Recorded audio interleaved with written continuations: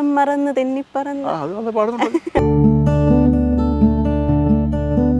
ഇപ്പം തോമസ് കുട്ടിയല്ലേ എന്ന് ചോദിക്കുന്നതുകൊണ്ട് രാഘവനല്ലേ. കാരണം ഈ പടങ്ങൾ എക്കാലത്തെയും ഓർക്കാവുന്ന സിനിമകളായിട്ട് എനിക്ക് തോന്നുന്നു. ഈ പടത്തെക്കുറിച്ച് ഭയങ്കര അഭിപ്രായം പറയുന്നു വാനത്തുമ്പേരത്ത്. പുതിയ പിള്ളേരൊക്കെ കണ്ടിട്ട് ഒരുപാട് പേര് പറയുന്നുണ്ട്. അപ്പോൾ ഞാൻ ചിലർ ചോദിക്കാറുണ്ട് ഈ സിനിമ അന്ന് തിയേറ്ററിൽ കണ്ടാണോ ചോദിച്ചാൽ ഞാനില്ല, ഞങ്ങൾ ആ സമയം ജനിച്ചിട്ടില്ലെന്ന് പറയാം. നിങ്ങൾ 4 പേരാണ് കിടന്നുറങ്ങുന്നത്, ഒന്നിച്ച് എല്ലാവരും ഒരുമിച്ചാണോ ഭക്ഷണം കഴിക്കുന്നത്, നിങ്ങൾ ടൂർ പോകുന്ന ഒരുമിച്ചാണോ? ഈ ജയകൃഷ്ണൻ എന്ന കഥാപാത്രം കറക്റ്റ് തൃശ്ശൂർക്കാരനല്ലല്ലോ. അങ്ങനെ പല സ്ഥലങ്ങളിൽ പോയി മാറി മാറി താമസിക്കുകയും ജീവിക്കുകയും ചെയ്ത് ഒരുപാട് അനുഭവമുള്ള ഒരാളാണ്. ക്യാമ്പസോൺ ഹിറ്റാണ്. ഈ ക്യാമ്പസോൺ ജീവിക്കുന്നതേ പേരിലൂരുകാരുടെ ഹിറ്റാണെന്ന് മനസ്സേ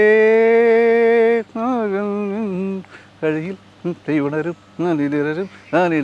ഭൂമി ഇനി അടിമുടി ഉന്നം മറന്ന് തെന്നിപ്പറന്ന് പൊന്നും കിഴക്കളെല്ലാം ഒന്നിച്ചെടുത്ത് കരളിനകത്ത് ചില്ലിട്ടടച്ചതല്ലേ. മലയാള സിനിമയിൽ കഴിഞ്ഞ 4 പതിറ്റാണ്ട് കാലമായിട്ട് അശോകൻ ചേട്ടൻ ഇങ്ങനെ ഉണ്ടല്ലേ. ചെറിയ ചെറിയ ഇടവേളകൾ ഒക്കെ ഉണ്ടായിട്ടുണ്ട്. എന്നാൽ പോലും ഒരുവിധം സമാന്തര സിനിമകളുടെ ഭാഗമായിട്ട് വന്നിട്ട് പിന്നീട് തമാശ സിനിമകളുടെ ഭാഗമായി ഇപ്പോൾ ക്യാരക്ടർ റോൾസിലേക്ക് തിരിഞ്ഞു. അപ്പോൾ ഇങ്ങനെ ഒന്ന് തിരിഞ്ഞു നോക്കുമ്പം എന്താണ് തോന്നുന്നത്? ഞാൻ പ്രത്യേകിച്ച് ഒരു റോളിലൊക്കെ ഞാൻ തിരിഞ്ഞിട്ടൊന്നുമില്ല. പിന്നെ സമാന്തര സിനിമകളെന്നോ മുമ്പൊക്കെ ആർട്ട് പടം എന്ന് പറയായിരുന്നു, അവാർഡ് പടം എന്ന് പറയായിരുന്നു, ക്ലാസ് പടം എന്ന് പറയായിരുന്നു. എന്നാലും ശരി, ഈ എല്ലാ പടങ്ങളിലും ഞാൻ അഭിനയിച്ചിട്ടുണ്ട്. അതായത് കമേഴ്സ്യൽ സിനിമ എന്ന് പറയുന്ന കച്ചവട സിനിമകളിലും പിന്നെ സമാന്തര സിനിമകൾ, പിന്നെ എന്താണ് ആർട്ട് പടം, ഇങ്ങനെയൊക്കെ എല്ലാ ടൈപ്പ് പടങ്ങളും ഞാൻ അഭിനയിച്ചുകൊണ്ടിരിക്കും. ഇതിനകത്തെല്ലാം എന്താ പറഞ്ഞത്, വ്യത്യസ്തമായിട്ട് കുറേ ഡിഫറെൻ്റായിട്ടുള്ള ക്യാരക്ടറും എനിക്ക് അവതരിപ്പിക്കാൻ പറ്റിയിട്ടുണ്ട്. അത് ഈ പറഞ്ഞ പോലെ ക്യാരക്ടറുകളും ഉണ്ട്, ഗസ്റ്റ് അപ്പിയറൻസും ഉണ്ട്, ഹീറോ ആയിട്ട് അഭിനയിക്കുന്നുണ്ട്, സെക്കൻഡ് ഹീറോ ആയിട്ടുണ്ട്, വില്ലനായിട്ടുണ്ട്, മറ്റ് നെഗറ്റീവ് റോൾസ് ഉണ്ട്. എല്ലാം ഒരുമാതിരിയൊക്കെ അത്യാവശ്യമൊക്കെ ഇങ്ങനെ ഈ 45 വർഷമായിട്ട് ചെയ്തുകൊണ്ടിരിക്കുന്നുണ്ട്. ഇപ്പോൾ സിനിമയുടെ ഭാഗമായിട്ടുണ്ട്, സീരിയലുകളുടെ ഭാഗമായി സിനിമാ നടനായിരുന്നു, ഇപ്പം വെബ് സീരീസിൽ വന്നേക്കാണ്. അപ്പോൾ ഈ ഒരു മാറ്റം എങ്ങനെയാണ് ഫീൽ ചെയ്യുന്നത്? സീരിയലുകൾ ഞാൻ വളരെ കുറച്ചേ അഭിനയിച്ചിട്ടുള്ളൂ. എന്നാൽ ഏതാനും വർഷങ്ങളാണ് സീരിയൽ അഭിനയിച്ചത്. അതൊരു 98, അങ്ങനെ ആ സമയത്താണ് ഒരു കുറച്ച് വർഷങ്ങൾ സീരിയൽ തന്നെ ഞാൻ അഭിനയിച്ചു. പരമ്പരകളിലൊക്കെ എന്നാൽ പരമ്പരകളൊക്കെ സജീവമായിട്ട് വന്നിട്ട് വന്നുകൊണ്ടിരിക്കുന്ന സമയത്താണ് അന്ന് അഭിനയിച്ചു. അതിന് മുമ്പ് 88, 89 ഞാൻ പിന്നെ 13 എപ്പിസോഡിൻ്റെ ദൂരദർശനിലൊരു സീരിയലാണ്. സിനിമയിൽ നന്നായിട്ട് സജീവമായി നിൽക്കുന്ന സമയത്ത് തന്നെ. കാരണം അതൊരു ത്രില്ല് തോന്നി. ഇപ്പോൾ ഈ മിനി സ്ക്രീനിൽ അന്നിപ്പോൾ ദൂരദർശൻ മാത്രമല്ലോ അന്ന് അങ്ങനെ ഒരു ഓഫർ എനിക്ക് വന്നു കഴിഞ്ഞപ്പം അതൊരു നല്ല ടീമൊക്കെ ആയിരുന്നു അന്നത്തെ. അങ്ങനെ അപ്പോൾ ഞാൻ ഒരു പരീക്ഷണത്തിന് അല്ലെങ്കിൽ ഒരു രസത്തിന് വേണ്ടി ഒന്ന് അഭിനയിച്ചു. അതിൻ്റെ പേര് താവളം എന്നായിരുന്നു. അതിനകത്ത് അഭിനയിച്ചു. പിന്നെയാണൊരു 98, 99 കുറച്ച് വർഷങ്ങൾ അടുപ്പിച്ച് സീരിയലിലേക്ക് മാറി. അന്ന് തൽക്കാലത്തേക്കൊന്ന് മാറി എന്ന് പറയാം. പിന്നെ വീണ്ടും സിനിമകളിൽ തന്നെ പിന്നെയും വന്നു അഭിനയിക്കുന്നു. എന്നാൽ ക്യാരക്ടേഴ്സ് വെച്ചിട്ടല്ലേ, ചെയ്ത കഥാപാത്രങ്ങൾ വെച്ചായിരിക്കും കൂടുതലും ഓർക്കുന്നത് അല്ലേ അശോകൻ ചേട്ടനെ? പ്രത്യേകിച്ച് അമരം അശോകൻ എന്നൊക്കെയാണ് ചില ആൾക്കാർ അങ്ങനെ പറയുന്നുണ്ട്. ചില ആൾക്കാർ അങ്ങനെ പറയും.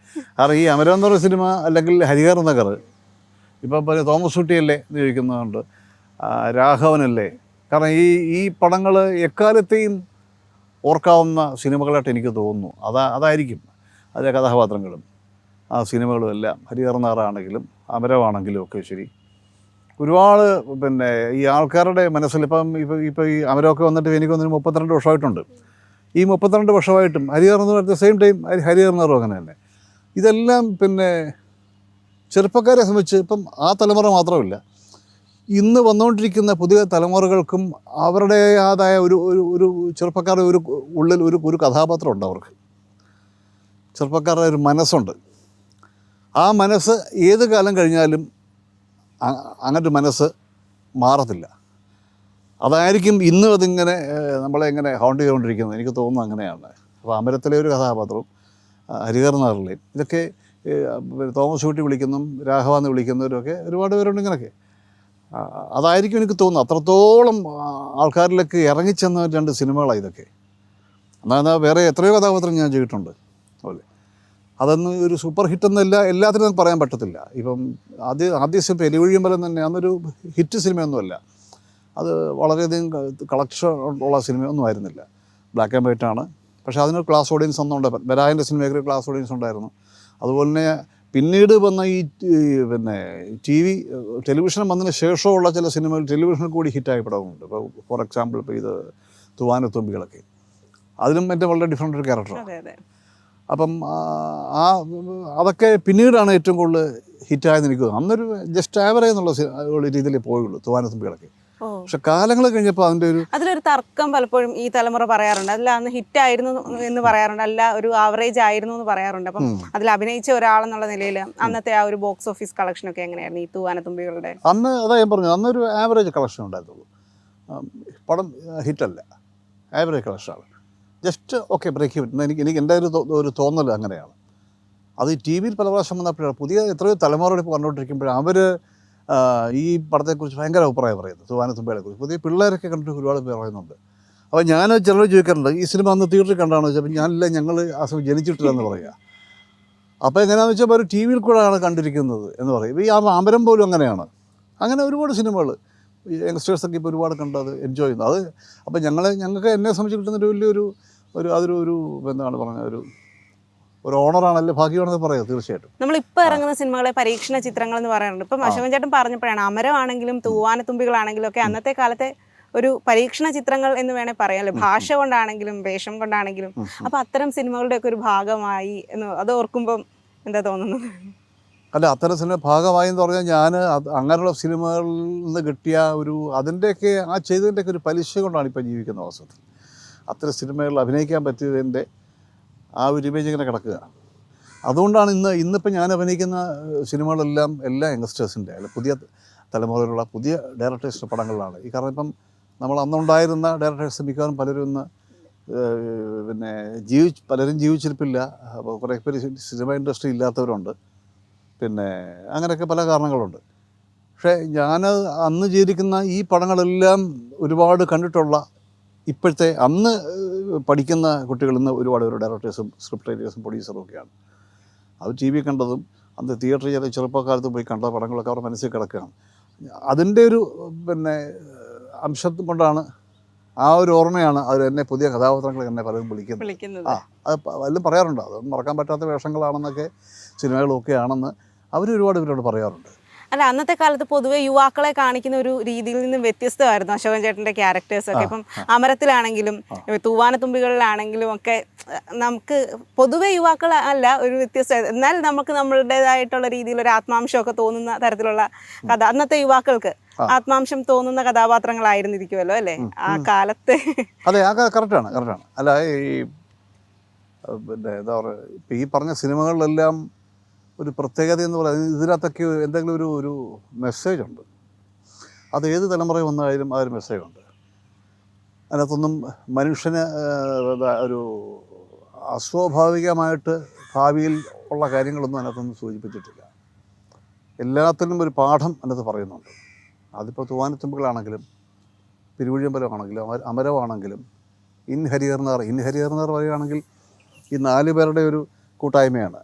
ഇവർ സാധാരണ നമ്മളിപ്പോൾ കാണുന്ന ആലോചിച്ച് നോക്കി, ഇവർ 3-4 ചെറുപ്പക്കാർ കൂടി കഴിഞ്ഞ് നമുക്കങ്ങനെ ഇതിനകത്തൊരു നല്ല ഫ്രണ്ട്ഷിപ്പ് ഉണ്ടെന്ന് എത്ര പേര് പറയാൻ പറ്റും ഇന്ന്? കാരണം ഇന്നത്തെ ഈ ഒരു യുഗമെന്ന് പറയുന്നത് ഇപ്പോൾ തലമുറ പലതും നമുക്ക് പറയാതിരിക്കാൻ സാധിക്കുന്നില്ല. പലതും പല തരത്തിലുള്ള ഒരുപാട് കുഴപ്പങ്ങൾ നമ്മൾ പത്രങ്ങളിലും ടി വിയിലും കണ്ടുകൊണ്ടിരിക്കുകയാണ് അല്ലേ? വിശ്വസിക്കാൻ പറ്റാത്ത നമുക്കൊരുപാട് വിഷമം ഉണ്ടാക്കുന്ന ഒരുപാട് കാര്യങ്ങളാണ് ഇപ്പോഴത്തെ പല ചെറുപ്പക്കാരും നമ്മൾ കാണുന്നത്. അത് ഏത് രംഗത്തുള്ളവരും, അതിപ്പം ഏത് ജോലി ചെയ്യുന്നവരും, അവരൊക്കെ പല കുഴപ്പങ്ങളിലാണ് എല്ലാവരും അല്ല ഞാൻ പറയുന്നത്, പക്ഷേ ഒരു വിഭാഗം അങ്ങനെ ഉണ്ട്. പക്ഷേ ഈ ഹരിഹരനാറിനെ സംബന്ധിച്ച് വഴിതെറ്റിപ്പോകാവുന്നൊരു പ്രായമാണ് അന്നത്തെ അത് കാണിച്ചിരിക്കുന്നത് അല്ലേ? കുഴപ്പം പിടിച്ച് പോകാവുന്ന ഒരു പീരീഡാണ് അന്ന്. പക്ഷേ അതിനകത്ത് കാണിച്ചിരിക്കുന്നത് എന്താണ്? കുറേ തമാശ പറയുന്നു. അതിൽ ഇപ്പോൾ സിഗരറ്റ് ആരും കാണാൻ സിഗരറ്റ് വലിക്കുന്നു, അത് തെറ്റാണെന്നറിയാം, അത് കാണിക്കുന്നുണ്ട്. ഏതെങ്കിലും പെൺപിള്ളേരെ പറയും ലൈൻ വിളിച്ച് കിടക്കുന്നു. ഈ സംഭവങ്ങളൊക്കെ വേറെ അതിനപ്പുറത്ത് ഒന്നുമില്ല അതിനകത്ത്. അങ്ങനെയൊക്കെയുള്ള ഇവരെ പെൺപിള്ളേരെ അട്രാക്റ്റ് ചെയ്യാൻ വേണ്ടി ഇതൊരു പാട്ട് പാടുകയോ കാര്യങ്ങളോ അല്ലെങ്കിൽ കമൻറ്റ് ചെയ്യുകയോ അങ്ങനെയൊക്കെ വളരെ സഭ്യമായ രീതിയിലുള്ള ഒരു പോക്കാണ്. അതിന് പക്ഷേ ഈ 4 പേരുടെ ഫ്രണ്ട്ഷിപ്പ് അതിനകത്തുണ്ട്. തെറ്റായ അല്ലാതെ കഞ്ചാവ് അടിച്ച് പോകുന്നില്ല അല്ലേ, വെള്ളം അടിച്ച് തലയും കുത്തി നടക്കുന്നില്ല, അതൊന്നും അതിനകത്തില്ല. പക്ഷേ ചെറുപ്പക്കാർക്ക് ഇഷ്ടമുള്ള കാര്യമാണ്. ആ ചെറുപ്പക്കാർക്ക് മാത്രമല്ല, വയസ്സായവർക്കും കൊച്ചു കുഞ്ഞുങ്ങൾ മുതൽ വയസ്സായ ആൾക്കാർക്ക് വരെ ഇഷ്ടപ്പെടുന്ന ഒരു സബ്ജക്റ്റും കാര്യങ്ങളുമായി ഹരിഹരനാർ. അതൊരു ലെസണാണ്. നാളെയും അതിന് പ്രസക്തിയുള്ളതാണ്. പക്ഷെ ഇപ്പം നമ്മുടെ മലയാള സിനിമയിൽ നോക്കിക്കഴിഞ്ഞാൽ ഇപ്പം നിങ്ങൾ 4 പേര്, ഇപ്പം അശോകൻ ചേട്ടനാണെങ്കിലും മുകേഷ് ചേട്ടൻ, ജഗദീഷ് ചേട്ടൻ, സിദ്ദിഖ, നിങ്ങൾ 4 പേരൊക്കെ ചെയ്യുന്ന കഥാപാത്രങ്ങളല്ലേ നിങ്ങളുടെ പെർഫോമൻസ് ഒരു എന്താ പറയുക, നമുക്ക് വേറെ കമ്പയർ ചെയ്യാൻ പറ്റാത്ത പോലത്തെ പെർഫോമൻസ് ആണല്ലോ അന്ന് മുതൽ. അപ്പോൾ നിങ്ങളുടെ ആ ഒരു സൗഹൃദവും അല്ല, നിങ്ങൾ ഈ അങ്ങോട്ടും ഇങ്ങോട്ടും വിളിച്ച് സംസാരിക്കാറുണ്ടോ പിന്നീട് മറ്റ് സിനിമകളൊക്കെ വരുമ്പോൾ? ഇല്ല, ഞങ്ങൾ അങ്ങനെ സിനിമയെക്കുറിച്ചൊന്നും അങ്ങനെ സംസാരവും അങ്ങനെ അതൊരു സ്വാഭാവികമായിട്ട് എന്താ പറയുന്നത്, അങ്ങനെ സംസാരമൊന്നും എപ്പോഴും അതിനെക്കുറിച്ചൊന്നും ഉണ്ടാവില്ല. ഇല്ല. ചിലപ്പോഴൊക്കെ ഞങ്ങൾ ഏതെങ്കിലും ഫംഗ്ഷൻ കാണുമോ, അതായത് ചിലപ്പോൾ ഒന്നിച്ച് അഭിനയിക്കുമ്പോഴോ വല്ലപ്പോഴും കണ്ടത് ഫോൺ ചെയ്യുമോ, അങ്ങനെയൊക്കെയുള്ളൂ. ഇപ്പോൾ ഇത് ഹരിഹരനാർ വന്ന ശേഷം ഒരുപാട് പേര് ചോദിച്ചിരിക്കുന്നൊരു ചോദ്യം, അതാണ് ആ പടത്തിൻ്റെ പ്രത്യേകത. ഇതാണ്, നിങ്ങൾ 4 പേരാണ് കിടന്നുറങ്ങുന്നത്, ഒന്നിച്ച് എല്ലാവരും ഒരുമിച്ചാണോ ഭക്ഷണം കഴിക്കുന്നത്, നിങ്ങൾ ടൂർ പോകുന്ന ഒരുമിച്ചാണോ? അത് ഒരുപാട് ആൾക്കാർ ഇതൊരു റിയൽ ഒരു ലൈഫായിട്ട് കണ്ടുകൊണ്ടിരിക്കുന്നത്. അത് തന്നെ ശരിക്കും ഒരു വലിയ ഒരു അവയർനെസ്സാണ് യങ്സ്റ്റേഴ്സിനെ സംബന്ധിച്ച്. കാരണം പിന്നെ അങ്ങനെ ഒരു യോജിപ്പ്, ഫ്രണ്ട്ഷിപ്പ്, ആത്മാർത്ഥത, അത് പ്രത്യേകിച്ച് അതിൻ്റെയൊക്കെ ഒരു ഈ ടു ഹരിഹരനെ സംബന്ധിച്ച് അത് മാക്സിമം കാണിച്ചിട്ടുമുണ്ട്. നല്ല ഒരാൾ ഇതിൽ നിന്ന് വ്യതിചലിച്ച് കുറച്ച് നെഗറ്റീവായിട്ട് പോകുമ്പോൾ മറ്റവർ പിടിച്ചിട്ട് കാര്യം ചോദിക്കുമ്പോൾ അയാളുടെ നിവൃത്തികളോട് ചെയ്യുന്നതെന്ന് പറയുന്നു, പിന്നെ ഒന്നിക്കുന്നു.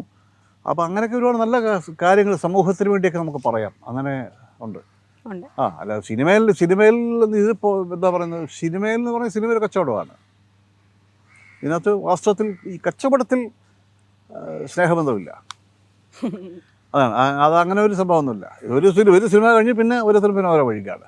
തൂവാനത്തുമ്പികളെ കുറിച്ച് ഒരുപാട് തരത്തിലുള്ള ചർച്ചകൾ വരുന്നുണ്ടല്ലേ? അപ്പോൾ ആ ചർച്ചകൾ വരുമ്പോൾ നമുക്ക് ഫസ്റ്റ് ഒന്നുകിൽ ഇതിനെക്കുറിച്ച് ചോദിക്കാനുള്ള ഒരാൾ മോഹൻലാലാണ്. അപ്പോൾ അദ്ദേഹം എപ്പോഴും അവൈലബിൾ ആയിരിക്കില്ല. പിന്നീട് ഉള്ളത് പത്മരാജൻ സാറും ഇല്ല. അപ്പോൾ പെട്ടെന്ന് ആളുകൾ ഓർക്കുന്നതാണ് നമുക്ക് അശോകൻ ചേട്ടനെ വിളിക്കാം, അശോകൻ ചേട്ടനാകുമ്പോൾ കുറച്ചുകൂടെ അനുഭവങ്ങളൊക്കെ പറയും എന്നാണ്. അപ്പോൾ ഈ അടുത്ത് ആ സിനിമയുടെ ഭാഷയെക്കുറിച്ചൊരു ചർച്ച വന്നിരുന്നു. ആ സിനിമയിലെ തൃശ്ശൂർ ഭാഷ ഉപയോഗിച്ചത് ശരിയായ രീതിയിലല്ല എന്നുള്ള രീതിയിൽ. അപ്പോൾ ആ ചർച്ചകളൊക്കെ കണ്ടിരുന്നോ? അപ്പോൾ എന്താണ് തോന്നിയത്? അല്ല, ഇത് ഏത് സിനിമ എടുത്താലും നമുക്ക് വേണമെങ്കിൽ ക്രിട്ടിസൈസ് ചെയ്യാം. ഏത് പടത്തെ ക്രിട്ടിസൈസ് ചെയ്യാൻ പറ്റും, ആരെയും ക്രിട്ടിസൈസ് ചെയ്യാം. അതുപോലെ തന്നെ വ്യക്തി താല്പര്യങ്ങളും അവർ വ്യക്തിപരമായ അവരുടെ കാര്യങ്ങളോ താല്പര്യമൊക്കെ ആയിരിക്കും. അതിനൊന്നും നമുക്കൊരിക്കലും അതിന് നോ എന്ന് പറയാൻ പറ്റില്ല. പക്ഷേ ഇങ്ങനെ ചെറിയ ഇപ്പോൾ അത് പറയേണ്ട കാര്യം എന്താണെന്ന് എനിക്ക് ചോദിച്ചുള്ളൂ. ഇന്നത് പറയേണ്ട കാര്യം എന്താണ്? ഈ 87 വന്നൊരു സിനിമയുടെ കാര്യങ്ങൾ ഇപ്പോൾ പറഞ്ഞിട്ട് എന്താ കിട്ടാനുള്ളത്? അത് അങ്ങനെ ഉണ്ടോ എന്നുള്ളത് നമുക്ക് സത്യത്തിൽ അറിയില്ല. അങ്ങനെ ഭാഷയുടെ കാര്യത്തിൽ എനിക്കത് ഞാൻ ശ്രദ്ധിച്ചിട്ടില്ല, വാസ്തവത്തിൽ ഉണ്ടോ എന്ന് എനിക്കറിയില്ല. അതിപ്പോൾ മോഹൻലാലിനോട് തന്നെയാണ് കറക്റ്റ് ചോദിക്കേണ്ടത്. അല്ല, ഇത് വേറൊന്നുമല്ല. അതിൻ്റെ അകത്ത് മറ്റൊരു പ്രധാന കാര്യം അതിലൊക്കെ ഉപരി ഈ ജയകൃഷ്ണൻ എന്ന കഥാപാത്രം കറക്റ്റ് തൃശ്ശൂർക്കാരനല്ലല്ലോ. അങ്ങനെ പല സ്ഥലങ്ങളിൽ പോയി മാറി മാറി താമസിക്കുകയും ജീവിക്കുകയും ചെയ്ത് ഒരുപാട് അനുഭവമുള്ള ഒരാളാണ്. അപ്പോൾ ആ ചോദ്യത്തിന് ഒരിക്കലും പ്രസക്തിയില്ല. ഇപ്പം തൃശ്ശൂർ ഭാഷയല്ല പറയുന്നതിന് പ്രസക്തിയില്ല. ജയകൃഷ്ണൻ എന്നുള്ളത് ഇത് എന്നോട് പറഞ്ഞ് പത്മരാജൻ ചേട്ടൻ മോഹൻ തന്നെ എന്നോട് പറയുന്നത്, ഒന്നോട് ഓർമ്മിപ്പിക്കുക തന്നെ ചെയ്തു. ആ കഥാപാത്രം അറിയാം. പല സ്ഥലങ്ങളിൽ, കേരളത്തിൻ്റെ പല സ്ഥലങ്ങളിലും അതിന് പുറത്തേക്ക് ഒരുപാട് ജീവിച്ച ഒരാളാണ്. പല സ്ഥലങ്ങൾ കണ്ട് പഴകിയ ഒരാളാണ്. അപ്പോൾ ഒരിക്കലും ഈ ഒരു സ്ഥലത്തെ ഭാഷ തന്നെ പറയണമെന്നില്ല. ഇപ്പം ഞാനിപ്പോൾ എൻ്റെ സ്ഥലം ആലപ്പുഴയാണ്. ആലപ്പുഴ ജില്ലക്കാരനാണ് ഞാൻ ചിലപ്പം എറണാകുളത്ത് വരുമ്പോൾ ചിലപ്പം നമ്മുടെ സുഹൃത്തുക്കൾ പരിചയക്കാർ ഇടപെട്ട് കഴിയുമ്പോൾ ചിലപ്പോൾ അറിയാതെ ആ ഭാഷ വന്നു പോകും. ചിലപ്പോൾ എന്തുട്ടാണെന്ന് ചോദിക്കും ചിലപ്പം. അത് അങ്ങനെയൊക്കെ പറയും. ഇപ്പോൾ കോട്ടയം നോക്കിയപ്പോൾ ചിലപ്പോൾ കുറച്ച് ദിവസം നമ്മളവിടെ നിന്ന് കഴിയുമ്പോൾ എന്നതാ ചോദിക്കും, അല്ലേ? കോഴിക്കോട് കണ്ണൂർ ഭാഗത്ത് നിന്ന് കുറേ ദിവസം നമ്മൾ നിന്ന് കഴിഞ്ഞാൽ ഇപ്പോൾ ചോദിക്കും, പിന്നെ നിങ്ങൾ എന്ന് ചോദിക്കും, നിങ്ങളെന്താ പറയുന്നൊക്കെ ചോദിക്കില്ലേ, അല്ലേ? എന്നൊക്കെ പറയും. തിരുവനന്തപുരമാണോ? തന്നെ തിരുവനന്തപുരം പറയും. പത്തനംതിട്ട, ആലപ്പുഴ ഭാഗത്തൊക്കെ എന്താടാ ഉവേ എന്തുവാ അത് എന്നൊക്കെ ചോദിക്കും. ഇത് നമ്മുടെ കേരളത്തിൽ ഞാനിപ്പോൾ എനിക്ക് ഒരുപാട് സുഹൃത്തുക്കളുണ്ട്, പരിചയമുള്ളവരുണ്ട്. ഒരാൾ എന്നോട് ഈ വൈക്കത്തിനടുത്തുള്ള ഒരാൾ, അപ്പോൾ വൈക്കത്തിൻ്റെ എറണാകുളമായിട്ട് വലിയ വ്യത്യാസമൊന്നുമില്ലോ. പുള്ളിയുടെ ഭാഷ കേട്ട് കഴിഞ്ഞാൽ കറക്റ്റ് ഒരു മധ്യ തിരുവിതാംകൂറുണ്ട്, ഒട്ടും നീട്ടും കുറുക്ക് എറണാകുളം ഒരു ഭാഷയില്ലാത്ത ഒരാളാണ്. പുള്ളി പഠിച്ചൊക്കെ എറണാകുളത്തും തൃശ്ശൂരൊക്കെയാണ്. പക്ഷേ ഒരക്ഷരം പോലും പറയുന്ന പുള്ളി ഈ ഭാഗത്തെ പറയുന്നില്ല. ഞാൻ ചോദിച്ചപ്പോഴാണ്, ഞാൻ അവിടുത്തുകാരനല്ല, ഞാൻ വേറെ സ്ഥലത്താണ് പുള്ളി എന്ന് പറയുന്നത്. അപ്പോൾ അതിന് നിർബന്ധമൊന്നുമില്ല. അങ്ങനെ നമ്മൾ പല സ്ഥലങ്ങളിൽ പോകുമ്പോൾ ചില ഭാഷകൾക്ക് വ്യത്യാസം സംസാരിക്കാം, അങ്ങനെയൊക്കെ ഉണ്ട്. അപ്പോൾ അതിന് വലിയ പ്രസക്തി ഉണ്ടെന്ന് എനിക്ക് തോന്നുന്നില്ല. ഇപ്പോൾ ഏറ്റവും ഒടുവിൽ കേമൻ സോമൻ ആൾ ഹിറ്റാണല്ലേ? കേമൻ സോമൻ ഹിറ്റാണ്. അതായത് ഒരുപാട് ആളുകൾ പറയുന്നത് അവരവർ നമ്മളാണോ ഞാനാണോ എന്നൊക്കെ തോന്നിപ്പോകുന്ന പോലെ, അല്ലെങ്കിൽ ഒരുപാട് ആളുകൾക്ക് കോൺഫിഡൻസ് നൽകുന്ന കഥാപാത്രമാണ് എന്നൊക്കെയാണ് പറയുന്നത്. അല്ല, അങ്ങനെ ജനങ്ങൾക്ക് ഇങ്ങനെ ഒരു വലിയൊരു എന്താ ഒരു ക്യാരക്ടർ നമ്മുടെ ഓഡിയൻസിന് പലർക്കും ഒരു വലിയ മെസ്സേജായിട്ട് കിട്ടിയാൽ സത്യത്തിൽ എനിക്ക് വലിയ അഭിമാനിക്കുന്ന കാര്യമാണ്. ആ കഥാപാത്രം ചെയ്തതിൻ്റെ ഒരു പ്രസക്തിയാണ്. ഒരുപാട് എത്ര തോറ്റു കഴിഞ്ഞാലും വീണ്ടും ശക്തി ആർജിച്ച് അത് സാരമില്ല, അടുത്ത ജയിക്കാം. നമ്മൾ സാറിന് എന്തായാലും ഒരു പരീക്ഷയ്ക്ക് നമ്മൾ മാർക്ക് കുറഞ്ഞാൽ തന്നെ ഇന്നത്തെ കാലത്ത് ഒരു മാർക്ക് കുറഞ്ഞതിന് സൂയിസൈഡ് ചെയ്യുന്ന പിള്ളേരാണ് അല്ലേ? ചെറിയ കാര്യങ്ങൾക്ക് കഞ്ചാവ് പിടിച്ചു എന്ന് പറഞ്ഞ് തെറ്റിദ്ധാരണ ഉണ്ടായി തന്നെ ആ പിറ്റേ ദിവസം പോയി തൂങ്ങിച്ചാവുകയോ അല്ലെങ്കിൽ ഇവിടെ നാട് വിട്ടു പോവുകയോ ചെയ്യുന്ന സംഭവമാണ് ഇപ്പോഴും. അപ്പോൾ ഇതേ സംബന്ധിച്ച് ഇത്രയും തോറ്റിട്ടും അയാൾ വീണ്ടും ഇരട്ടി ശക്തിയായിട്ട് മറ്റുള്ളവർക്ക് പ്രോത്സാഹനം കൊടുക്കുക എന്ന് പറഞ്ഞാൽ അത് നമ്മുടെ പബ്ലിക്കിനുള്ള മനുഷ്യർക്കുള്ള ഒരു വലിയൊരു പാഠമാണെന്ന് എനിക്ക് തോന്നുന്നത്. അത് നല്ല ക്യാരക്ടറാണത്. അത് ഒരു ടിപ്പിക്കൽ ക്യാരക്ടറാണ്. ബി കോൺഫിഡന്റ് എന്ന് പറയുന്നതിന് പകരം ബി ലൈക്ക് കേമൻ സോമൻ എന്ന് പറയുന്ന തരത്തിലേക്ക് മാറിയിട്ടുണ്ട്. അതെ, എനിക്ക് ഒരുപാട് കമൻസ് ഞാൻ കണ്ടുകൊണ്ടിരിക്കുക. ഒരുപാട് ഫേസ്ബുക്കിലും വാട്സാപ്പിലൊക്കെ ധാരാളം. വളരെ ഹിറ്റാണല്ലോ ആ സീരീസ്. ഹിറ്റാണ് സീരീസ്, ഭയങ്കര ഹിറ്റാണ്. പിന്നെ അതിൻ്റെ തീർച്ചയായിട്ടും അത് അങ്ങനെ ഒരു ക്യാരക്ടർ സൃഷ്ടിച്ച അതിൻ്റെ കഥാകൃത്തിനെയും സംവിധാനയും നമുക്ക് അഭിനന്ദിച്ചേ പറ്റുള്ളൂ. എന്നെ സംബന്ധിച്ചു അത് അവരാദ്യമേ പറഞ്ഞു ഈ ക്യാരക്ടർ ഞാൻ ചെയ്യണം എന്നുള്ള അവർക്ക് നിർബന്ധമുണ്ടായിരുന്നു. അങ്ങനെ നേരിട്ട് കഥയും കാര്യങ്ങളൊക്കെ പറഞ്ഞു തരികയും, അപ്പോൾ അങ്ങനെ ആദ്യം നമുക്ക് ഒരു ഡയറക്ടറോട് ഒരു കോൺഫിഡൻസ് വേണം, ഒരു വിശ്വാസം വേണം. ആ വിശ്വാസം ഉണ്ടെങ്കിൽ ചെയ്യുന്ന പരസ്പരം ഒരു മാനസിക ഐക്യം ഉണ്ടെങ്കിലേ ഒരു കഥാപാത്രം പ്രത്യേകതയുള്ളൊരു കഥാപാത്രം ചെയ്താലേ ശരിയാവുള്ളൂ. അവർക്ക് അങ്ങനെ വിശ്വാസം ഉണ്ടായിരുന്നു, എനിക്ക് അവരിലും വിശ്വാസം ഉണ്ടായിരുന്നു. അതൊക്കെ കൊണ്ടാണ് ഇത് കഥാപാത്രം ഇങ്ങനെ നന്നായതെന്നാണ് എൻ്റെ വിശ്വാസം. അതുകൊണ്ടാണ് മനസ്സ് വേണം അതിനകത്ത്. നമുക്ക് തൃപ്തികരമായിട്ടുള്ള അറ്റ്മോസ്ഫിയർ ഉണ്ടെങ്കിലേ ഏത് കാര്യം ചെയ്താലും നന്നാവുള്ളൂ. ഞാനത് വിശ്വസിക്കുന്നവനാണ്. ഇപ്പോൾ നമ്മൾ ഏറ്റവും കൂടുതൽ ചർച്ച ചെയ്യുന്നത് മലൈക്കോട്ടെ വാലിബനും പിന്നെ ലിജോ ജോസ് പെല്ലിശ്ശേരിയാണ്. അപ്പോൾ ഇതിനു മുൻപ് ലിജോയുടെ സിനിമയായിരുന്നു നൻപകൽ നേരത്ത് മയക്കം. അതിലൊരു പ്രധാനപ്പെട്ട ക്യാരക്ടർ ചെയ്തു അല്ലേ അശോകൻ ചേട്ടൻ? അപ്പോൾ ആ മമ്മൂക്കയ്ക്കൊപ്പം ഉള്ള ആ ഒരു അനുഭവം, ലിജോയ്ക്കൊപ്പം ഉള്ള ആ ഒരു അനുഭവമൊക്കെ എങ്ങനെയാണ്? മമ്മൂക്കയ്ക്കൊപ്പം ഞാൻ എത്രയോ വർഷങ്ങളായിട്ട് അഭിനയിക്കുകയാണ്. ഞാൻ 81 മുതലാണ്, യവനിക മുതലാണ് മമ്മൂക്കയായിട്ട് ഞാൻ ആദ്യം കാണുന്നതും ഒന്നിച്ച് അഭിനയിക്കുന്നത് യവനികയിലാണ്, 81. അപ്പം അത് ഞാൻ അന്ന് കാണുന്ന മമ്മൂക്ക തന്നെയാണ് ഇപ്പോൾ കാണുന്നത്. പിന്നെ അങ്ങനെ എത്രയോ സിനിമകൾ അഭിനയിച്ചു. ഇടക്കാലത്ത് കുറേ ഗ്യാപ്പുണ്ടായി ഞങ്ങൾ ഒരുമിച്ച് അഭിനയിക്കുന്നതിനൊക്കെ. അങ്ങനെ ഒരു ഗ്യാപ്പിന് ശേഷം അഭിനയിച്ച സിനിമയാണ് ഈ നൻപകൽ നേരത്തെ മയക്കം. അപ്പോൾ അതുകൊണ്ട് എനിക്ക് അങ്ങനെ ഒരു പ്രത്യേകിച്ച് അതിനകത്തൊന്നും എനിക്കും തോന്നിയില്ല. കാരണം മമ്മൂക്കയായിട്ട് നേരത്തെ പലപ്പോഴും കാണുന്ന അഭിനയിക്കുന്ന ഒരു പ്രീതി തന്നെ എനിക്ക് തോന്നിയിരുന്നു. മമ്മൂക്കയായിട്ട് അഭിനയിക്കുമ്പോഴും ഒരു വ്യത്യാസവും പുതുമയായിട്ടൊന്നും എനിക്ക് തോന്നിയിട്ടില്ല. പഴയ പോലെ തന്നെ. ലിജോ ജോസ് പെല്ലിശ്ശേരിയായിട്ട് പിന്നെ ഒന്നിച്ച് അഭിനയിച്ചിട്ടില്ല. ഞാൻ ലിജോയുടെ പടത്തിൽ നിന്ന് ഇതാണ് അഭിനയിക്കുന്നത്. അതിനു മുമ്പ് ലിജോ ഒരു പടം പ്ലാൻ ചെയ്തത് ആണ്. അതിന് മുമ്പ് കുറച്ച് കോവിഡിനൊക്കെ കുറച്ച് മുമ്പ്. അതിൻ്റെ പേര് പിന്നെ എന്താണ്, ബുൾഡോസർ എന്നായിരുന്നു പേര്. ബുൾഡോസറിൻ്റെ സ്ക്രിപ്റ്റ് വരെ ഞങ്ങൾ ഒരുമിച്ച് വായിച്ചു. ലിജോയും ഞാനും ഒക്കെ ആയിട്ടിരുന്ന് ലിജോയുടെ ഫ്ലാറ്റിലിരുന്ന് ഫുൾ സ്ക്രിപ്റ്റ് വായിച്ചു. അത് സെൻട്രൽ ക്യാരക്ടറാണ് ഞാൻ. പക്ഷേ അത് നിർഭാഗ്യവശാൽ ഇതുവരെ നടന്നിട്ടില്ല. ആ പ്രോജക്റ്റ് അവർ തൽക്കാലത്തേക്ക് മാറ്റി വെച്ചിരിക്കുകയാണ് എന്നൊരു എന്താ കാര്യം എനിക്കറിയില്ല. അപ്പം അങ്ങനെ നിൽക്കുമ്പോഴാണ് ഇതിനകത്ത് വിളിക്കുന്നത് തന്നെ, ഈ നൻപകൽ നേരത്ത് വിളിക്കുന്നത്. ലിജോയുടെ തീർച്ചയായിട്ടും ഇന്നത്തെ വളരെ വളരെ പ്രോമിസിംഗ് ആയിട്ടുള്ളൊരു ഡയറക്ടറാണല്ലോ ഈ കാലത്ത്. വളരെ വ്യത്യസ്തമായ സിനിമകൾ, സബ്ജക്റ്റ് അതൊക്കെ എടുക്കാൻ കെൽപ്പുള്ള, കോൺഫിഡൻസ് ഉള്ള ഒരു ഡയറക്ടറാണ് ലിജോ. ഡിഫറെൻ്റ് ആയിട്ടുള്ള മേക്കിങ് കാര്യങ്ങളൊക്കെ എടുത്തു പറഞ്ഞേ പറ്റൂ ലിജോയുടെ. അപ്പോൾ എന്നെ സംബന്ധിച്ച് ആ പടത്തിൽ അഭിനയിച്ച വലിയ കാര്യം തന്നെയാണ്. എനിക്ക് ഭയങ്കര ആ ക്യാരക്ടർ ഒരുപാട് അപ്രിസിയേഷൻ കിട്ടി. പിന്നെ നമ്മൾ ഇപ്പോൾ വരുന്ന ഒരുപാട് പുതിയ ഡയറക്ടേഴ്സ് എല്ലാം വളരെ ടാലൻസ് ഉള്ളവരാണ്, വളരെ മിടുക്കന്മാരായിട്ടുള്ള ആൾക്കാരാണ്. ഒരുപാട് വന്നിട്ട് പലരും. ശരിക്കും മലയാള സിനിമയുടെ ഒരു സുവർണ്ണ കാലഘട്ടത്തിൽ അത്രയും ലെജൻസ് ആയിട്ടുള്ള ആളുകളുടെ ഒപ്പം അഭിനയിക്കാൻ, വർക്ക് ചെയ്യാനുള്ള ഒരു ഭാഗ്യം അശോകൻ ചേട്ടന് കിട്ടിയിട്ടുണ്ടല്ലോ. ഭരതൻ പത്മരാജൻ തുടങ്ങി KPS ലളിത, നെടുമുടി വേണുചേട്ടൻ. അപ്പം അത് ഇപ്പം അവരില്ല, അതിൽ പകുതി ആളുകൾ ഇപ്പോൾ ഇല്ല. അപ്പോൾ അവരുടെ ആ ഒരു നഷ്ടം എങ്ങനെയാണ്? അത് എന്നും നഷ്ടം തന്നെയാണ്. അത് എനിക്ക് മാത്രമല്ല, മലയാള സിനിമയ്ക്ക് നഷ്ടം. നെടുമുടി വേണു പോലുള്ള ആക്ടേഴ്സ് പിന്നെ വളരെ, അദ്ദേഹം ഒരു എന്താ പറഞ്ഞത്, സകല കലാവല്ലഭൻ എന്ന് പറഞ്ഞ, അതായത് ഒരു പരിപൂർണമായ ഒരു കലാകാരനാണ്, പരിപൂർണതയുള്ള കലാകാരനാണ് നെടുമുടി വേണു. നമുക്ക് മലയാള സിനിമ ഒരിക്കലും അദ്ദേഹത്തെ മറക്കാൻ പറ്റില്ല. KPS ലളിത ചെയ്തു തന്നെ മലയാള സിനിമയുടെ അതൊക്കെ ഐശ്വര്യം തന്നെ ഇവരുടെ എല്ലാം. അതുപോലെ തിലകൻ, ഭരത് ഗോപി, ജഗതി ശ്രീകുമാർ, അദ്ദേഹം ഇപ്പം ജീവിച്ച് ഇരിപ്പുണ്ട്, പക്ഷേ അഭിനയിക്കാൻ സാധിക്കുന്നില്ല. അപ്പോൾ ഇതൊന്നും നമുക്കൊരിക്കലും ഒഴിച്ചുകൂടാൻ പറ്റാത്ത അവരുടെയൊക്കെ സിനിമകളും ക്യാരക്ടേഴ്സും ഒക്കെ എന്നും നമ്മൾ ലോക സിനിമയിലെ പല ആക്ടേഴ്സുമായിട്ടും കമ്പയർ ചെയ്യാവുന്ന, അല്ല അതിനേക്കാളുപരി വേണേൽ സിദ്ധിയുള്ള നടന്മാരാണ് ഇവരൊക്കെ, കലാകാരന്മാർ ഇവരൊക്കെ. ഇപ്പോൾ അശോകൻ ചേട്ടനെ നമ്മൾ ഓർത്തെടുക്കുമ്പോൾ പെട്ടെന്ന് ഓർക്കുമ്പം ഈ ബോഡി ലാംഗ്വേജസ്, കണ്ണ്, ഇതൊക്കെയാണ് പ്രധാനമായിട്ടും അല്ലേ അഭിനയിക്കാൻ വേണ്ടിയിട്ടുള്ള ടൂൾസ്. അങ്ങനെ അതിപ്പോൾ യവനികയിലെ ആ ഒരു എന്താ പറയുക നിഷേധിയായിട്ടുള്ള ആ ഒരു ചെറുപ്പക്കാരൻ മുതൽ ഇപ്പം ഈ നൻപകൽ നേരത്ത് മയക്കം അല്ലെങ്കിൽ ഈ കേമൻ സോമൻ വരെ നോക്കിയാലും അത് ആ സൂക്ഷ്മമായിട്ടുള്ള ചില അഭിനയങ്ങളൊക്കെ കാണാൻ സാധിക്കാറുണ്ട്. അതിനെക്കുറിച്ചൊന്ന് പറയാം. അല്ല അത് ഈ അഭിനയിക്കുന്നതിന് കണ്ണ് പ്രധാനമാണ്. കണ്ണ് വളരെ പ്രധാനമാണ്. അഭിനയത്തിൽ കണ്ണ് വളരെ ഒരുപാട് സ്വാധീനമുണ്ട്. കണ്ണിന് ഒരുപാട് സാധ്യതകൾ. കണ്ണ് ചില സമയത്ത് നിൽപ്പൊക്കെ യവനികയിലൊക്കെ ഇങ്ങനെ പ്രത്യേകിച്ച് ഒരു ഇതില്ലാതെ ഇങ്ങനെ നിൽക്കുന്നു, നിഷേധിയായിട്ട് നിൽക്കുന്നു. യവനികയിലെ പിന്നെ അത് എക്കാലവും നമുക്ക് എന്താ പറയുന്നത്, എന്നെ സംബന്ധിച്ച് ഓർക്കാവുന്ന ഒരു ക്യാരക്ടറാണ് യവനികയിലെ വിഷ്ണു എന്ന് പറയുന്ന കഥാപാത്രം. അത് പറഞ്ഞ പോലെ ആ സിനിമ സൂപ്പർ ഡൂപ്പർ ഹിറ്റായിരുന്നു. അതിലെ പിന്നെ ഏറ്റവും മനോഹരമായ ഇന്നും ഏറ്റവും ബെസ്റ്റ് സിനിമകളിൽ പെടുത്താവുന്ന സിനിമയാണ്.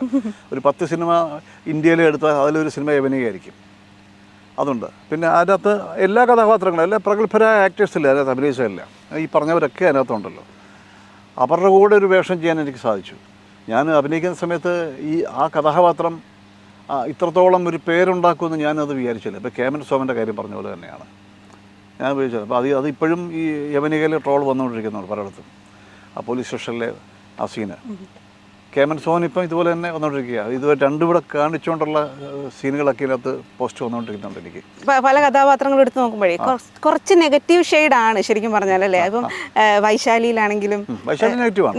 പക്ഷേ ആരെയും തല്ലിക്കൊല്ലാനോ വെട്ടിക്കൊല്ലാനൊന്നും പോകുന്നല്ല, അതൊന്നുമില്ല. യുദ്ധം ചെയ്യാനോ അതൊന്നുമില്ല. അയാളൊരു ഒരു റഫാണെന്നുള്ളേ ഉള്ളൂ വൈശാലിയുടെ ക്യാരക്ടർ. ഒരു അരഗൻ്റാണ് അയാൾ. ഇപ്പം അമരത്തിലെ തന്നെ മാതാപിതാക്കളുടെ പോയിന്റ് ഓഫ് വ്യൂവിൽ ഈ രാഘവൻ ഒരു നെഗറ്റീവ് ക്യാരക്ടർ. തീർച്ചയായും നെഗറ്റീവ്, അന്നും ഇന്നും നെഗറ്റീവ് തന്നെയാണ് അങ്ങനെ നോക്കുമ്പോൾ. കാരണം അവർ വളർത്തി കഷ്ടപ്പെട്ട് സ്നേഹിച്ച് ആത്മാർത്ഥമായിട്ട് ലാളിച്ച ഒരു പെണ്ണിനെ പിന്നെ ഒരുത്തൻ പെട്ടെന്ന് വന്നിട്ട് അപ്പുറത്ത് സ്നേഹം വന്ന് അടിച്ചുകൊണ്ട് പോകുന്ന പറഞ്ഞാൽ ഇന്നതെന്നും സർവ്വസാധ്യതകളുണ്ട്. ഇന്ന് പിന്നെ എല്ലാം മറ്റേതിൻ്റെയൊക്കെ പുറത്ത് കുറേ നടക്കുന്നുണ്ട്. ഞാൻ നേരത്തെ കഞ്ചാവും ഒക്കെ അതുണ്ട്. അതൊന്നും കഞ്ചാവൊന്നുമില്ല ആ കാലങ്ങളിൽ. ഉണ്ടെങ്കിലും അത് ഇത്രയും പ്രായോഗികമൊന്നുമല്ലല്ലോ. അല്ല തെറ്റാണ് ശരിക്കും പറഞ്ഞാൽ. അതങ്ങനെ ഒരാൾ സ്നേഹിച്ച് വീട്ടിൽ വളർത്തുമ്പം ആരും അറിയാതെ പോകുന്നു. ഇന്ന് സമൂഹം ഞാനതിനെ എതിർക്കുന്ന ആളാണ്. ഇനിയിപ്പോൾ ആരുമില്ല, ഇനിയിപ്പോൾ അതിനെ കമൻ്റ് ഇട്ട് ചീത്ത വിളിച്ചാലും ഞാൻ പറയുന്നത് വീട്ടുകാരെപ്പോഴും വളർത്തി അതുവരെ കഷ്ടപ്പെട്ട് കൊണ്ടുവന്നപ്പം അവരുടെയും കൂടെ സമ്മതം വേണം. എൻ്റെ അഭിപ്രായം അത് തന്നെയാണ്. ഇപ്പോൾ എന്നോട് അന്ന് ചോദിച്ചവരുണ്ട്, എന്നാലും അമരത്തി അത് ചെയ്തത് ശരിയായില്ല കേട്ടോ. അവർ തമാശ ആണെന്ന് കാര്യം പറഞ്ഞത്. കാരണം ആ തന്ത എന്തുമാത്രം തള്ളയില്ലാതെ കഷ്ടപ്പെട്ട് വളർത്തിയ കൊച്ചിനെയാണ് ഒരുത്തം പ്രേമിച്ചു എന്ന് അടിച്ചുകൊണ്ട് പോയത്. എന്നോട് അന്ന് ഒരുപാട് പേര് ചോദിച്ചു. ഞാനതൊക്കെ അന്ന് നിസ്സാരമായിട്ട് അങ്ങ് വിറ്റതില്ല. ഇവർക്ക് വേറെ ജോലിയൊന്നുമില്ല, എനിക്ക് തോന്നി സിനിമയല്ലേ, അത് ഞാനതൊക്കെ കാര്യമായിട്ടെടുത്തില്ല. പക്ഷേ നമ്മൾ കാലക്രമേണ വളർന്നു വന്നപ്പോഴും പ്രായങ്ങളൊക്കെ അതുപോലത്തെ വയസ്സും കാര്യങ്ങളാകുമ്പോഴും നമുക്കെല്ലാം കഴിച്ച് പിള്ളേരും ഒക്കെ ആകുമ്പോഴാണ് നമ്മൾ ശ്രദ്ധിക്കുന്നത്. പക്ഷേ ഇത് 100% ശരിയാണല്ലോ. പിന്നെ ഇന്ന് നടക്കുന്ന കാര്യങ്ങളൊക്കെ നമ്മൾ ഒരുപാട് കേൾക്കുന്ന ഞെട്ടിക്കുന്ന ഒരുപാട് കാര്യങ്ങൾ ഇപ്പോൾ വന്നുകൊണ്ടിരിക്കുന്നത്. അത് സത്യമാണ് പറഞ്ഞത്. എനിക്ക് വാസ്തവത്തിൽ അതിനോട് ഒരു മനുഷ്യൻ എന്നുള്ളതിൽ എനിക്ക് യോജിപ്പൊന്നുമില്ല. സിനിമയിൽ നമ്മൾ അങ്ങനെയൊക്കെ ചെയ്തിട്ടുണ്ട്. ഞാൻ അതിനോട് ന്യായപരം ഒട്ടും എനിക്കതിനത് ന്യായീകരിക്കാൻ പറ്റാത്ത കാര്യങ്ങളാണ് അങ്ങനെയൊക്കെ പോകുന്ന ചെറുപ്പക്കാരെ പിള്ളേരോട്. ഇപ്പം പെൺകുട്ടികൾ പ്രത്യേകിച്ച്. ഇപ്പോൾ തോമസ് കുട്ടിയാണെങ്കിലും നമുക്ക് ആ കൂട്ടത്തിൽ കുറച്ചൊരു സംശയം ഇത്തിരി കുസൃതി, ഇത്തിരി കള്ളത്തരങ്ങളും കാര്യങ്ങളൊക്കെ ഉള്ള തോമസ് കുട്ടി. മറ്റൊരു 3 ഒറ്റ കട്ടയ്ക്ക് നിൽക്കുമ്പോൾ ഇത് കുറച്ചൊന്ന് മാറി നിൽക്കുന്നത് ചെറിയ സൂത്ര പരിപാടികൾ കുറച്ചൊരു കള്ളത്തരമൊക്കെ ഉള്ള കാരണം അതാണ് കുസൃതി പോലൊക്കെ കാണിക്കുകയും അതാണ് ഈ അല്ല അത് ഡെവലപ്പ് ചെയ്തിട്ടാണ് ടു ഹരിയർ എന്ന് പറയുക 4 പേര് ഈ ക്യാരക്ടർ കൊണ്ട്. കാരണം ഈ പിന്നെ അങ്ങനെ ഒരു കണ്ടന്റ് അതിനകത്ത് ഉണ്ടാക്കിയത് പിന്നെ ഈ പൈസ അടിച്ചോണ്ട് പോകില്ലേ പിന്നെ അതാണല്ലോ ഹൈലൈറ്റ് അല്ലേ, സസ്പെൻസ് ആണല്ലോ. പൈസ അടിച്ചോണ്ട് പോകുമ്പോൾ ഇവരാരും പിന്നെ എൻ്റെ നിവൃത്തികേട് കൊണ്ടാണെന്ന് പറയില്ലേ. നിങ്ങളൊക്കെ ഓരോരുത്തർ പൊസിഷൻ നല്ലതായി, എനിക്ക് ഒന്നും കിട്ടില്ല, എനിക്ക് ഒരുപാട് സാമ്പത്തിക പ്രശ്നം കടങ്ങളൊക്കെ ഉണ്ടായിട്ട് ഞാൻ നിവൃത്തികേട് കൊണ്ട് ഞാൻ ചെയ്തതാണ് പൈസ എന്ന് പറയുന്നുണ്ട്. അപ്പോൾ അതിനകത്തൊരു ന്യായമുണ്ട്. അതിനകത്ത് അവരെ ചതിക്കാൻ വേണ്ടിയല്ല, വേറെ ഗതിയില്ലാത്തതുകൊണ്ടാണെന്ന് പറയുന്നത്. അതവർ മനസ്സിലാക്കുന്നു. പരസ്പരം നമ്മൾ കുറ്റബോധം ഈ തോമസ് കുട്ടിക്കുണ്ട്, പശ്ചാത്തപിക്കുന്നുണ്ട്. അങ്ങനെ എല്ലാവരോടും നല്ലൊരു കൂട്ടായ്മയായിട്ട് വീണ്ടും വരിക അതിനകത്ത്. അതാണ്. അപ്പോൾ ഈ ചെറിയൊരു കള്ളത്തരം ഇവിടെ കൊടുന്നു. പക്ഷേ അതൊരു പ്രധാന ഒരു ഒരു ഒരു ഒരു ആ സമയത്ത് സിറ്റുവേഷനിൽ അയാളത് ആ കുതന്ത്രം ഉപയോഗിച്ചു. ഒരുപാട് നല്ല സിനിമാ ഗാനങ്ങളുടെ ഭാഗമാകാനും അശോകൻ ചേട്ടന് സാധിച്ചല്ലേ? ഇപ്പം അമരത്തിലെ ആണെങ്കിലും ഹരിഹർ നഗറിലെ ആണെങ്കിലും പാതിരാമഴ അത് അപ്പം ഒരു പാട്ടുകാരനും കൂടിയാണ്. ഒരുപാട് വേദികളിൽ പാടുന്നൊക്കെ കണ്ടിട്ടുണ്ട്. അപ്പം നമുക്ക് വേണ്ടി ഒരു പാട്ട് ചേട്ടൻ അഭിനയിച്ച പാട്ട് ഏതെങ്കിലും ഒന്ന് പാടാം. ഞാൻ ഇതിനകത്തെല്ലാം ഒരുപാട് പാട്ട് മിക്കവാറൊക്കെ പലതും പാടിയിട്ടുള്ളതാണ്. പാതിരാമഴയേതോ ഹംസഗീതം പാടി വീണപൂവിതളെങ്ങോ പിന്നിലാവിലലിങ്ങോ നീലവാർമുകിലോരം ചന്ദ്രഹൃദയം തേങ്ങി പാതിരാമഴയേതോ ഹംസഗീതം പാടി.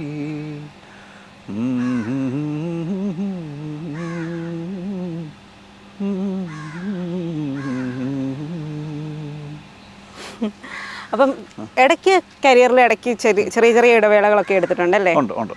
അത് വേണം എന്ന് വെച്ചിട്ടാണോ അതോ വെച്ചിട്ടുണ്ട് വേണ്ടെന്ന് വെച്ചിട്ടുണ്ട്. പിന്നെ സിനിമയല്ലേ, നമുക്ക് ചിലപ്പോൾ സിനിമകൾ സ്വാഭാവികമായിട്ട് കൂടുകയും കുറയുകയൊക്കെ ചെയ്ത സമയങ്ങളുണ്ട്. അതെല്ലാം വരും അതിനകത്ത്, എല്ലാം വരും. പിന്നെ നമ്മൾ ഞാൻ ആ ഒരു ഇടവേള കേട്ട് പിന്നെയും വരുന്നു വീണ്ടും അഭിനയിക്കുമെന്ന് പറയുമ്പം അത് ഞാൻ നേരത്തെ പറഞ്ഞ എനിക്ക് കിട്ടിയ തന്നിരുന്ന സിനിമകളിലെ കഥാപാത്രങ്ങളുടെ സംവിധായകരുടെ ഒരു ആശീർവാദം എനിക്കുണ്ടായിരുന്നുകൊണ്ടായിരിക്കാം ഈ 45 വർഷവും സിനിമയിൽ നിൽക്കുന്നതിൻ്റെ കാര്യം. ഒരു അത് എന്നെ സംബന്ധിച്ചൊരു ഒരു നദിയിൽ അല്ലെങ്കിൽ ഒരു കടലിൽ ഷിപ്പുകൾ ഇങ്ങനെ പോകും. ഷിപ്പ് പോയി കുറേ കഴിയുമ്പോൾ കാണാൻ പറ്റാത്ത സ്ഥലത്തേക്ക് പോകും. കുറച്ച് നേരത്തേക്ക് ആ ഷിപ്പ് പിന്നെ ഉണ്ടാവില്ല. അങ്ങനെ ഇരിക്കുമ്പോൾ പിന്നെ ഈ ഷിപ്പ് വീണ്ടും വന്ന് പ്രത്യക്ഷമാകുന്നു. ഇങ്ങനെയുള്ള ഒരു ലൈഫാണ് സിനിമയിലുണ്ട്.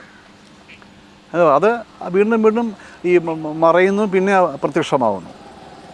ഇങ്ങനത്തെ ഒരു സിനിമ ലൈഫാണ് എൻ്റെ വാസ്തവത്തിൽ. അപ്പോൾ അത് വീണ്ടും പ്രത്യക്ഷമാകുന്നത് നമ്മൾ നോക്കുക. ആ പ്രത്യക്ഷമാകുന്നത് എനിക്ക് കിട്ടിയ കഥാപാത്രങ്ങൾ അത് തന്ന ആ സംവിധായകരും അതിൻ്റെ പ്രൊഡ്യൂസറും സ്ക്രിപ്റ്റ് റൈറ്റേഴ്സൊക്കെ തീർച്ചയായിട്ടും എപ്പോഴും അവരുടെ ഒരു നന്മ കൊണ്ടാണ് എനിക്കങ്ങനെ വീണ്ടും ഞാൻ ശ്രദ്ധിക്കപ്പെടുന്നു എന്ന് ഉള്ളതിൻ്റെ സത്യം. അതായത് അശോകൻ ചേട്ടൻ ഇപ്പോൾ എത്ര വർഷങ്ങൾ സിനിമയിൽ അഭിനയിക്കാതെ ഒരു സിനിമയിൽ വന്നാലും ആളുകൾക്ക് ഇത് നമ്മുടെ അശോകനാണ് എന്ന് പറയാനുള്ള അതൊരു ദൈവാഹനൊക്കെ വേറൊന്നും അതിനകത്ത് പറയാനില്ല. ഞാൻ ഈ പറഞ്ഞ ആ ഒരു ഗുരുത്വം എന്നൊക്കെ ഒരുപാട് പറയാം. തീർച്ചയായിട്ടും എന്നെ സംബന്ധിച്ച് വലിയ കാര്യമാണ്, സന്തോഷമുള്ള കാര്യം തന്നെ. അല്ലെ ഈ 45 വർഷം മലയാള സിനിമയിൽ ഇപ്പോഴും അവിടെ ഇവിടെയൊക്കെ തൊട്ടും തലോടിയും കടിച്ചു കുടിച്ചൊക്കെ നിൽക്കാൻ പറ്റി. അതൊരു ഭാഗ്യം പറ്റുന്നുണ്ട്. അതൊരു ഭാഗ്യമാണ് ഞാൻ കരുതുകയാണ്. ഭാഗ്യദോഷങ്ങൾ ഒരുപാട് ഞാൻ പറയുന്നില്ല. ഒരുപാട് ഭാഗ്യദോഷങ്ങളുണ്ട്, ഭാഗ്യദോഷങ്ങളും ഉണ്ട്. എല്ലാം പറയണമല്ലോ. അതും ഞാൻ ഒരുപാട് അനുഭവിച്ചിട്ടുള്ളതാണ്. 40-45 വർഷമായി എന്ന് പറഞ്ഞല്ലോ. അപ്പോൾ എന്തായാലും നല്ല അനുഭവങ്ങളും മോശം അനുഭവങ്ങളും സിനിമയിൽ നിന്നും ഉണ്ടായിട്ടുണ്ട്. തീർച്ചയായിട്ടും അത് ജീവിതമല്ലേ, അതിനകത്തുണ്ടാവുമല്ലോ. അതിപ്പോൾ സിനിമയിൽ ഏറ്റവും കൂടുതൽ സന്തോഷങ്ങളും പിന്നെ വിഷമങ്ങളും തരുന്ന ഒരു മീഡിയ സിനിമയാണ്. രാഷ്ട്രീയവും ഇത് അപ്പം കാണുന്ന വെളിച്ചം മാത്രമേ ഉണ്ടാവുള്ളൂ. നാളെ ഒരിക്കലും ഇത് കണ്ടിന്യൂ ചെയ്യണമെന്നില്ല. അത് അല്ലേ നമ്മുടെ എന്തെങ്കിലും സമയത്തിൻ്റെയോ അല്ലെ എവിടെയെങ്കിലും ഇച്ചിരി ഭാഗ്യമോ അങ്ങനെയൊക്കെ ഉള്ള ആണെന്നുകൊണ്ട് പിന്നെയും നമുക്കിങ്ങനെ കിട്ടുന്നു. അത്രയേ ഉള്ളൂ. ഇത് എത്ര നാൾ കണ്ടിന്യൂ ചെയ്യാൻ പറ്റും? ഏറ്റവും കൂടുതൽ നമുക്ക് പിന്നെ സിനിമയിൽ എന്നും നമുക്ക് ഏത് സമയം വേണമെങ്കിലും റിട്ടയർ ചെയ്യാം. ഒരു സർക്കാർ ഉദ്യോഗസ്ഥന് ഒരു ലിമിറ്റുണ്ട്, അവരുടെ പ്രായപരിധിയുണ്ട് അല്ലേ. അല്ലെങ്കിൽ പ്രൈവറ്റ് ജോലി ചെയ്യുന്നവർക്ക് ഒരു പ്രായപരിധിയുണ്ട്. സിനിമയിൽ അതില്ലല്ലോ.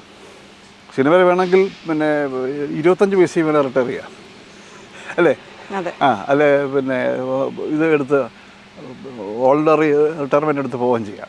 സിനിമയിൽ യഥാർത്ഥ ജീവിതത്തിലാണെന്നുണ്ടെങ്കിൽ എപ്പോൾ വേണമെങ്കിൽ സിനിമയിൽ ഇപ്പം നമ്മളിപ്പോൾ 58-60 വയസ്സ് അല്ലെങ്കിൽ സർക്കാർ ജോലി ആണെങ്കിൽ എന്നുണ്ടെങ്കിൽ സിനിമയിൽ ചിലപ്പോൾ 75-90 വയസ്സ് വരെ ചിലപ്പം നമ്മൾ ജോലി ചെയ്യുന്നവരുണ്ട് സിനിമയിൽ. എത്രയോ 80 വയസ്സൊക്കെ കടന്നു പോകുന്നവരുണ്ട്. ഏത് പ്രായത്തിലും റിട്ടയർ ചെയ്യാം. എത്ര വയസ്സ് വേണമെങ്കിൽ ഇതിനകത്ത് നിൽക്കുകയും ചെയ്യാം. അങ്ങനെയുണ്ട്. സിനിമയുടെ കാര്യം നമുക്കൊന്നും ഇന്ന കാലം വരെ ഇത്ര സമയം വരെ എന്ന് ഒരിക്കലും നമുക്ക് പ്രവചിക്കാൻ കഴിയാത്ത ഒരു ഫീൽഡാണ് സിനിമ. രാഷ്ട്രീയം അത് തന്നെയാണ്. ഇതിലൊക്കെയെല്ലാം ഒരു പ്രശ്നം എന്ന് പറഞ്ഞാൽ അപ്പോൾ കാണുന്ന സ്നേഹങ്ങൾ മാത്രമേ ഇത് നിലനിൽക്കത്തുള്ളൂ. അങ്ങനെ ഒരു കാര്യമുണ്ട്. ഇതിനകത്ത് ആത്മാർത്ഥമായിട്ട് സ്നേഹം ഒരിക്കലും സിനിമയിൽ അങ്ങനെ ഉണ്ട് എന്ന് തോന്നുകയാണെങ്കിൽ അത് ഏറ്റവും വലിയ നമ്മൾ മണ്ടത്തരമാണ് ആലോചിക്കുന്നുള്ളൂ. അപ്പം കാണുന്ന കാര്യം അപ്പം നടന്നു പോവുക. രാഷ്ട്രീയത്തിലേക്ക് ഇറങ്ങാനുള്ള എന്തെങ്കിലും അങ്ങനെ ഉദ്ദേശമൊന്നുമില്ല, ഒരു ഉദ്ദേശവുമില്ല. അല്ല, സഹപ്രവർത്തകരൊക്കെ അങ്ങനെ ഉണ്ട്, കുറച്ച് പ്രവർത്തകർ കുറച്ച് പോയിട്ടുണ്ട്. എനിക്ക് ഇതുവരെ അങ്ങനെ ഒരു ഉദ്ദേശമോ താല്പര്യമൊന്നുമില്ല. പക്ഷെ നാളത്തെ കാര്യമൊന്നും പറയാൻ പറ്റില്ല കേട്ടോ. അതൊന്നും നമ്മൾ ഒരിക്കലും അല്ലെന്ന് പറയാൻ സാധിക്കുന്നില്ല. നാളെ രാഷ്ട്രീയത്തിൽ പറ്റുന്നോ ഇല്ലയോ ഒന്നും നമുക്ക് പറയാൻ പറ്റത്തില്ല. പിന്നെ നമ്മൾ രാഷ്ട്രീയം ഇപ്പോൾ നമ്മൾ കണ്ടുവരുന്ന രാഷ്ട്രീയം അനുസരിച്ചാണ് എൻ്റെ മനസ്സിലൊരു രാഷ്ട്രീയം എൻ്റെ മനസ്സിലുണ്ട്. കാരണം ഞാൻ പത്രങ്ങളും ടി വിയൊക്കെ കണ്ടും ഒക്കെ നമ്മൾ അടിസ്ഥാനമായിട്ട് നമ്മുടെ മനസ്സിലൊരു ധാരണയുണ്ട്. അത് രാഷ്ട്രീയമാണെങ്കിലും സിനിമയാണെങ്കിലും അത് നമുക്ക് എവിടെയാണെങ്കിലും എനിക്ക് പറയാനുള്ളത് സ്വല്പം മനുഷ്യത്വത്തിനകത്തുണ്ടായിരിക്കണം എന്നുള്ളേ ഉള്ളൂ. ഇത്തിരി മനുഷ്യത്വം വേണം. കാരണം എന്നാലേ നമ്മുടെ നാടിനും മനുഷ്യർക്കും ഒക്കെ എന്തെങ്കിലും അതിനകത്ത് നന്മ, എന്തെങ്കിലും ഒരു കാര്യങ്ങൾ ഗുണം ചെയ്യാൻ സാധിക്കുകയുള്ളൂ. ശരിയല്ലേ? നമ്മുടേതായ അജണ്ടകളോ ചില തന്ത്രങ്ങളൊക്കെ വേണം. അല്ലാതെ തന്ത്രമില്ലാതെയും ജീവിക്കാൻ പറ്റില്ല, അവിടെത്തും പറ്റില്ല. പക്ഷേ അതിൻ്റെ കൂടി ചില നന്മകളുണ്ടെങ്കിലേ നാടിനും നാട്ടുകാർക്കും മറ്റ് ജീവജാലങ്ങൾക്കോ എന്തെങ്കിലും കാര്യങ്ങൾ നമുക്ക് ചെയ്യാൻ സാധിക്കുകയുള്ളൂ. എൻ്റെ രാഷ്ട്രീയം അതാണ്. ഗുണം എന്തായാലും ചെയ്യണം. അല്ലാതെ നമ്മൾ ഏതെങ്കിലും പ്രത്യേകിച്ച് ഒരു പാർട്ടിയെക്കുറിച്ചൊന്നുമല്ല ഞാൻ പറയുന്നത്. ഏത് പാർട്ടിയിലുള്ള ആൾക്കാരാണെങ്കിൽ ഇത് അടിസ്ഥാനമായിട്ട് വെക്കണം. പക്ഷേ നമ്മൾ കാണുന്നത് പലയിടത്തും കണ്ടുകൊണ്ടിരിക്കുന്ന കാര്യങ്ങൾ നമുക്ക് പലപ്പോഴും ചില വിഷമങ്ങളുണ്ടാക്കുന്ന കാര്യങ്ങളാണ് കണ്ടുകൊണ്ടിരിക്കുന്നത്. നമ്മൾ ആലോചിക്കും ഈ രാഷ്ട്രീയ പാർട്ടികളൊക്കെ ഇവർക്കൊക്കെ എന്തെല്ലാം കാര്യം നമുക്ക് മനുഷ്യന് ചെയ്യാൻ സാധിക്കും എന്ന് പല കാര്യം കൊണ്ടും പല സമയത്ത് നമുക്ക് തോന്നാറുണ്ട്. എന്തെല്ലാം കാര്യങ്ങൾ നന്മകൾ ചെയ്യുക, തിന്മകൾ എന്തെല്ലാം കാര്യങ്ങൾ അടിച്ചമർത്താൻ പറ്റും, അവർക്ക് അങ്ങനെ ചെയ്യാമായിരുന്നല്ലോ, ഇങ്ങനെ ചെയ്യാമല്ലോ എന്ന് നമുക്ക് പലപ്പോഴും പല അനുഭവങ്ങളും നമ്മൾ കണ്ടുവരുന്ന ഒരുപാട് കാര്യങ്ങൾ വെച്ച് മനസ്സിലാക്കാറുണ്ട്. അതെന്താ അപ്പോൾ നമ്മൾ ആലോചിക്കും ഇതൊക്കെ എന്താണ്, ഒരു കുതന്ത്രമാണോ എന്നൊക്കെ നമുക്ക് തോന്നിപ്പോവും. അതിൻ്റെ ആവശ്യമില്ലല്ലോ എന്നൊക്കെ. ഇത്രയും കാര്യങ്ങൾ മനസ്സിലുണ്ടാക്കി തീർച്ചയായിട്ടും ഒരു രാഷ്ട്രീയ പ്രവർത്തകനാകാൻ എന്തെങ്കിലും ഗുണം ചെയ്യാം. എൻ്റെ വിശ്വാസം അതാണ്. മലയാള സിനിമയെ സ്നേഹിക്കുന്നവരെന്തായാലും അശോകൻ ചേട്ടന് സജീവമായിട്ട് തന്നെ സിനിമയിൽ മുന്നോട്ട് വേണം എന്നായിരിക്കും ആഗ്രഹിക്കുന്നത്. കാരണം നമ്മൾ ഇത്ര കാലമായി കണ്ടുകൊണ്ടിരിക്കുന്നൊരു മുഖങ്ങളിലൊന്നാണ്. അപ്പം ഭാവി സിനിമാ പരിപാടികളൊക്കെ എങ്ങനെയാണ്? ഇങ്ങനെയൊക്കെ തന്നെ കുറേ പടങ്ങളിൽ ഇപ്പം കമ്മിറ്റ്മെൻറ്റും കാര്യങ്ങളൊക്കെ ഉണ്ട്, അഭിനയിച്ച് പോകുന്നു.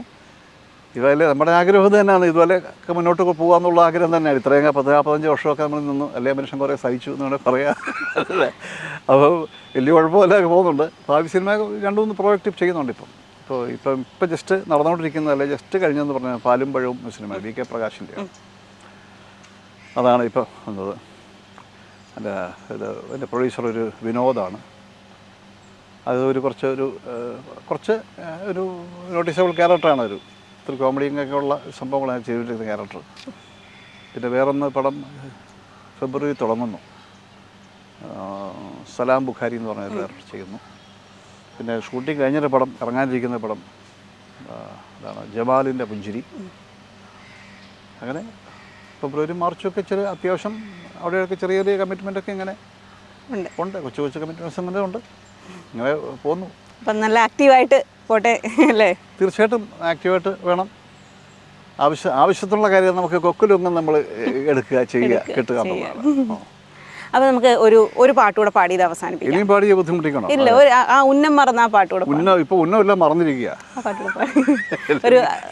അതൊരു ഫാസ്റ്റ് നമ്പർ അല്ലേ, അതുകൂടെ പാടി നമുക്ക് അവസാനിപ്പിക്കാം. എനിക്ക് പക്ഷേ ആ ലൈൻസ് ഇപ്പോഴും ഒരു പാട്ടിൻ്റെ ബരി എനിക്ക് കാണാറില്ല. ഉന്നം മറന്ന് തെന്നിപ്പറന്ന് അത് പാടുന്നുണ്ട്. അത് പാടിക്കും ചേട്ടാ.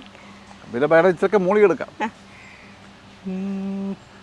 ഉന്നം മറന്ന് തെന്നിപ്പറന്ന് പൊന്നിൻ കിനാക്കളെല്ലാം ഒന്നിച്ചെടുത്ത് കരളിനകത്ത് ചില്ലിട്ടതച്ചതല്ലേ വെറുതെ കോലം മനസ്സേ